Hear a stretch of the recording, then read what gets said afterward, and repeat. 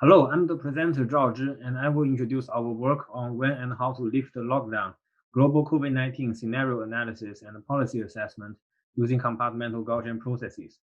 This work was accepted as NURIP 2020 for oral presentation, and it was jointly done with my colleague Ahmed Allah and my advisor Mihaila van der Schaar. Various kinds of intervention policies have been adopted by the governments around the world in response to the COVID-19 global pandemic. These policies include city lockdown, travel restriction, social distancing, and so on. Evaluating the effect of intervention policies is an important question, not only to the policymakers, but also to everyone whose life has been affected.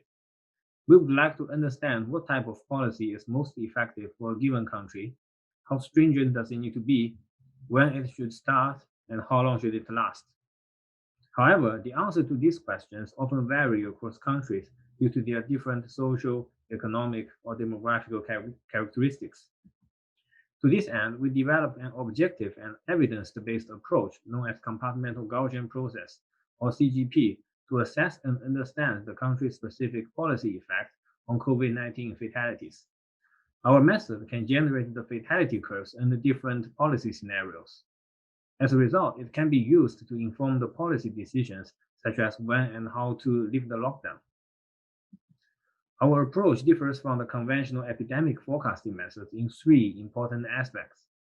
First, CGP takes a global perspective and uses data from all affected countries to jointly learn the dynamics of the disease spread, as well as the policy effects.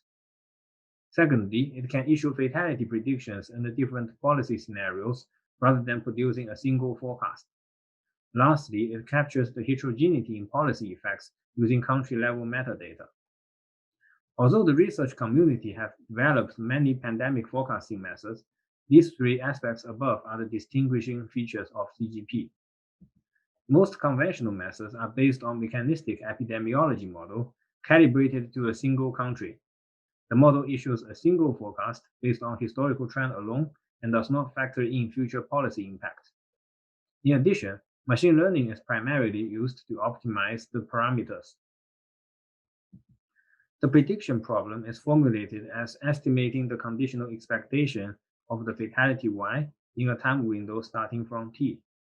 The condition is on the future policy after t and the historical dataset, which contains historical fatality policies and country metadata. By changing the condition of future policy, one will be able to generate different projections. CGP is designed to be a two-layer hierarchical semi-mechanistic Gaussian process. The upper layer of CGP is shared across all countries. It is a function that maps the country metadata and the policy indicators to the so-called reproduction number, R0. R0 is a quantity widely used in epidemiology to reflect how fast the pandemic spreads. We use a mechanistic epidemiology model that takes R0 as the input and deterministically outputs a fatality time series dt. The lower layer of CGP is a Gaussian process specific to each country and uses the deterministic curve dt as a prior. The lower layer updates the prior based on the observed fatality curve and produces a posterior on future fatalities, which is the estimation target. In summary, we developed the compartmental Gaussian process to inform policy assessment and planning problem that faces governments and authorities around the world during the exceptional time of a global pandemic. We hope that our model facilitates objective and evidence-based reasoning in the complex policy-making process and inform the public about the policy's consequences.